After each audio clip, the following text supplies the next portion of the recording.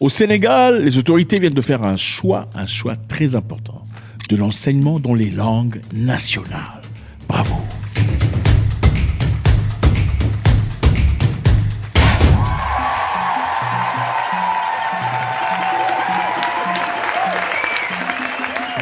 Salut à tous les amis, c'est toujours avec beaucoup de plaisir que je vous reçois. Je suis en train de m'apprêter pour aller à la salle de sport, comme d'habitude, 2 fois par jour au moins.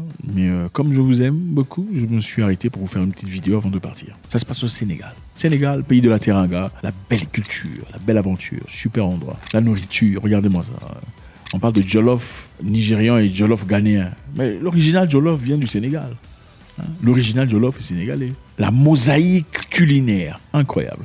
Et aussi le sport, un pays qui promeut le sport à ce niveau est très louable. Vous savez, les sportifs sénégalais, les catcheurs, les lutteurs, ils reçoivent à peu près 200 millions de francs CFA le combat. 200 millions, c'est combien 200 millions? C'est à peu près 300 000 $. C'est beaucoup d'argent. D'accord, c'est beaucoup d'argent. Alors voilà, le Sénégal est engagé à renforcer les langues africaines. Donc le Dioula, le Malinké, le Pulaar, le Séréré, le Soninké, le Wolof seront des vecteurs du souverainisme revendiqué par le nouveau pouvoir. Donc le nouveau pouvoir sénégalais veut revendiquer le souverainisme, un État souverain. On veut revendiquer à travers les langues nationales. Nous avons des défis. C'est le défi de la formation des enseignants. L'autre défi, est-ce qu'il sera possible de produire autant de matériel didactique, autant de manuels pour chaque langue nationale, puisque je rappelle que nous avons 20 langues codifiées, ça peut être beaucoup. Bravo au Sénégal, c'est-à-dire en d'autres termes, on veut promouvoir des langues locales. On parle plus des langues locales. Parce qu'en réalité, on ne peut pas développer une société avec une langue étrangère. Ça ne se fait jamais, nulle part. Montrez-moi une société développée avec une langue étrangère. Ça n'existe pas. Même les Américains qui parlent anglais, ce sont des Anglais qui sont partis là-bas, y vivre, en plus des autres nations. Mais les Anglais sont partis là-bas. Ok. Donc on ne peut pas développer une nation avec une langue étrangère. C'est pas possible. Les Chinois ont développé la Chine, c'était pas avec le français ou l'anglais.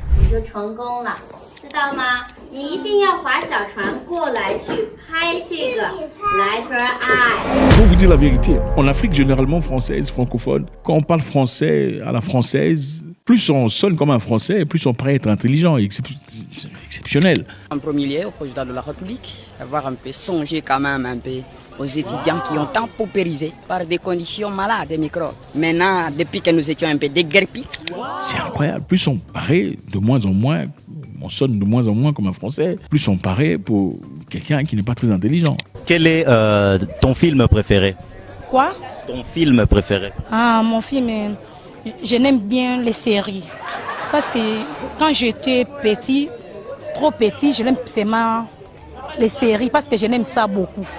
C'est quand même très curieux de voir.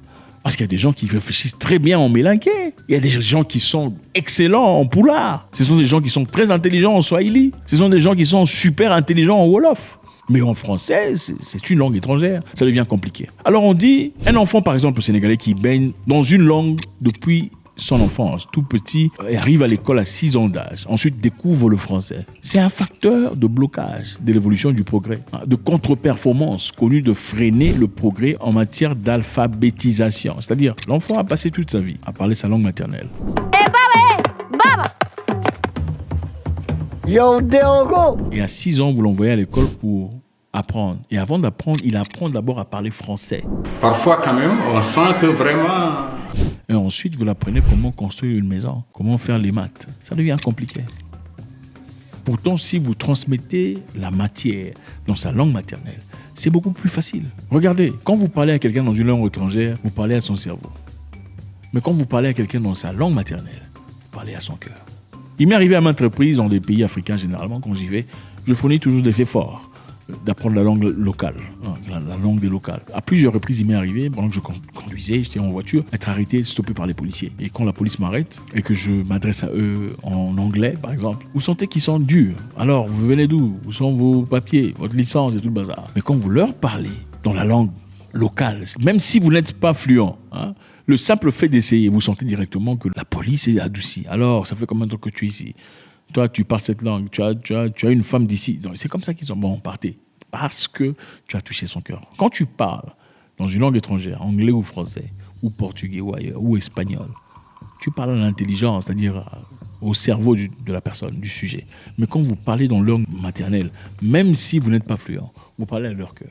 Ils se sentent beaucoup plus proches de vous. Les Sénégalais ont compris qu'il est important de valoriser la langue locale. Une maison d'édition doit être en collaboration avec la langue qui est parlée par les populations. La langue qui est parlée par les populations, ce n'est pas du tout le français. Le français fait partie de notre histoire.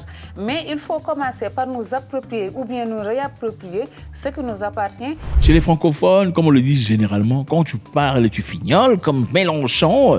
Bon, écoute, je suis rentré de Paris, directement on pense que tu es intelligent, directement on pense que tu dis la vérité, directement on pense que tu es fiable. C'est ça. J'ai vu quelqu'un là parler dans des vidéos, il parle bien, c'est un entrepreneur. Mais tu es malade, petit, tu ne connais pas la vie. Un entrepreneur, tous les entrepreneurs... Il parle bien, ça doit être un entrepreneur. Petit. Donc tous les entrepreneurs, les meilleurs sont francophones, quoi. Les entrepreneurs dans le monde sont tous francophones. Il y a un village ici, même pas un village, une petite ville quelque part en Afrique de l'Est, où les gens ne parlent presque pas. Le pays a été colonisé par les francophones, où on parle français. Mais les gens parlent un français broken. C'est un français broken, mais ils parlent leur langue. Il faut les voir. Il y a aussi un autre endroit ici, en RDC, c'est quoi ça? Butembo. À Butembo, il y a des gens qui parlent Kinande. Ce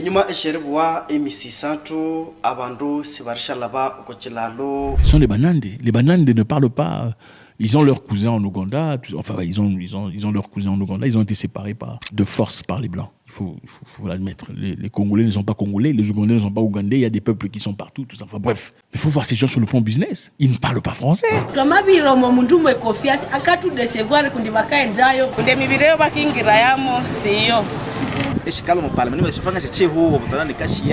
Oui, il parle bien, c'est un entrepreneur. Petit, tu es ici de quel trou? Hein? Non. Il y a des gens qui sont très intelligents dans beaucoup d'aspects de la vie que le français. Et je pense qu'il est très important. Les gens ici viennent me voir. Quand vous regardez cette vidéo, c'est la première fois. Vous faites quoi en général? Même pas cette vidéo. Je parle ici des vidéos en français en général. La première chose, quand ce n'est pas un français, vous voulez d'abord écouter sa tonalité.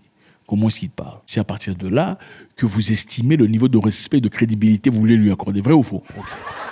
Votre crédibilité accordée à une personne dépend de son style de français, n'est-ce pas? C'est ça. La colonisation du cerveau est appuyée. Donc vous ne pouvez pas donner crédit à une personne simplement par le fait que son français n'est pas coulant. Comme ça ne coule pas comme une rivière, écoute, peut-être qu'il faut vérifier. Écoute, il fait des fautes. C'est ça. C'est ça. Mais le monsieur sait comment faire des calculs. Il connaît les maths. Toi, tu ne connais pas. Toi, tu sais, ici, on mettait. Non, là-bas, il faut être S et accent circonflexe. Les Français, ils ont quoi? 30% des Français vivent avec moins de 100 € le 10 du mois. C'est vrai, c'est mon cas. Ah oui, c'est votre cas? Ouais. Et comment vous faites alors pour vivre? Bon, moins de 100 € par mois si je ne travaille pas. Là, j'ai des frères qui me donnent de l'aide. Toute petite retraite. Et comment vous faites alors? On fait avec, je vais au Restaurant du Cœur. Ah oui, d'accord. Ou les associations où ils distribuent des repas. Ah oui. Et vous êtes venu quand en France? Moi, ça fait 15 ans. 15 ans? Ouais. Et vous vous attendiez à cette vie quand vous étiez en Afrique? Avant de venir en France, vous attendiez à ça ou pas?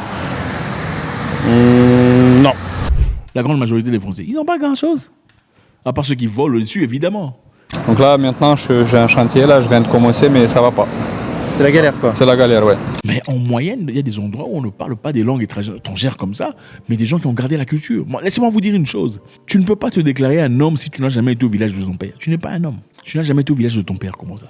Tu ne connais pas la langue maternelle. Tu n'es pas un homme. Tu n'es pas un homme, tu es un enfant. Un enfant spirituel. Un bébé psychologique. Comment ça se fait que tu n'as jamais été au village de ton père? Tu ne sais pas d'où tu viens, mais tu es en train de rêver de partir à Paris. Tu rêves de partir à Londres. Oh, là-bas, c'est rentré. Tu sais rentrer où? Mais c'est ça ton origine. Même si c'est rentré, il faut d'abord savoir d'où tu viens pour savoir où tu vas. Même un arbre a ses racines. Sans les racines, l'arbre n'est rien. Ça sèche. Et vous négligez vos langues. C'est incroyable. Il y a des pays ici en Afrique où même les habits traditionnels, c'est-à-dire pendant les mariages traditionnels, ils n'ont pas leur propre style d'habit traditionnel. Ils ont perdu la culture. Pourquoi? Parce que depuis longtemps, on leur avait prêché que c'était démoniaque, c'était satanique. Tout ce qui n'est pas venu du blanc, c'est le diable. Okay? Si tu es né en Afrique, tu es naturellement lié par le diable. Il faut jeter tout ce qu'il y a de culture, tout ce qu'il y a de tradition, il faut abandonner. Maintenant, vous êtes obligé, au moment de vos mariages, d'aller copier les Nigérians. C'est ça que vous faites. Vous allez chercher des mariages des Nigérians pour chercher des habits. Vous n'avez pas d'habits uniformes. Partez dans des pays comme l'Afrique du Sud. Quand un Xhosa est habillé, ça, vous pouvez voir ça, c'est un Xhosa. Comme c'est un Zoulou, vous savez que ça, en regardant simplement, vous savez établir la tribu, si pas le clan. Quand c'est une Tswana, vous savez, ça c'est Tswana. Quand c'est Soutou, vous savez, ça c'est Soutou. Parce que c'est clair, c'est comme ça que les Soutou s'habillent, c'est comme ça que les Tswana s'habillent, c'est comme ça que... Parce qu'ils ont gardé la culture. C'est jusqu'en 1994 qu'ils ont été libérés. Donc ils ont eu plus de temps de s'aimer, de travailler ensemble. Même sur le plan social, ce sont des gens qui s'aiment entre eux. Ils ne vous aiment pas, c'est vrai, vous l'appelez xénophobe, mais ils s'aiment entre eux parce qu'ils sont restés concentrés à s'aimer entre eux pendant la misère et les galères. On ne vous aime pas parce que vous êtes différents, vous avez perdu votre culture, vous ne connaissez pas vos langues. Voilà pourquoi on ne vous aime pas, vous les appelez des xénophobes. On ne vous aime pas parce que vous avez perdu vos religions, vos croyances sont complètement machin. Voilà pourquoi on ne vous aime pas. On ne vous aime pas parce que vous êtes idolâtres des Blancs et eux, ils ne le sont pas. Et quand vous venez, vous êtes en train de détruire leurs histoires. Quand vous allez chez eux. Comment est-ce que dans votre pays, on ne sait pas identifier ça, c'est la tenue de quelle tribu? En parlant de mariage, on ne parle pas de danse traditionnelle. C'est difficile, vous n'avez pas de culture. Il n'y a pas de culture de pays, ça n'existe pas. Il y a seulement des cultures de clans. Le pays n'a pas de culture. Parce que le pays est formé par des... Enfin bref. Il y a des gens qui partent en Europe pour aller prêcher l'évangile. Pendant ce temps, ils ne sont pas partis prêcher l'évangile dans le village de leur père. Vous êtes des aventuriers. Le village de votre père, vous n'êtes pas parti. C'est Dieu qui t'a envoyé seulement là-bas pour manger les hamburgers. Oh, je ne peux pas rentrer là-bas. C'est comme si j'étais dans la maison de mon père et je dis que le voisin doit me nourrir. Vous ne verrez jamais un blanc dire je ne rentrerai pas chez moi parce que voilà, même s'il peut y en avoir 2 ou 3, ce n'est pas plus de 10. Vous ne verrez jamais un Sud-Africain partir dans un autre pays dire j'ai abandonné chez moi. Il rentre malgré, c'est vrai que le pays est stable. Mais malgré tout, quand ils rentrent dans leur village, ce n'est pas aussi riche, mais ils rentrent dans leur village. Pendant la Noël, pendant la bonne année, ils rentrent dans leur village. Contrairement à vous qui êtes en ville en train de danser, vous voulez partir à Paris, eux rentrent dans leur village, à leur origine. Félicitations au Sénégal. Ils disent qu'il est plus efficace de développer la langue nationale que de cultiver une langue étrangère. Un enseignement qui serait donné dans une langue maternelle permettrait d'éviter des années de retard et d'acquisition de connaissances. Ils ont tout à fait raison. Je pense qu'il est essentiel qu'on le dise. Félicitations au Sénégal. Ça sera très difficile parce que le challenge est qu'on doit traduire beaucoup d'histoires dans plusieurs langues. On doit traduire les cours dans plusieurs langues. Ça prendra du temps. Prendre du temps vaut mieux que la non-existence. Faites-moi savoir ce que vous en pensez. C'est toujours avec beaucoup de plaisir. On veut vous lire. On veut vous voir. On veut voir ce que vous pensez. God bless.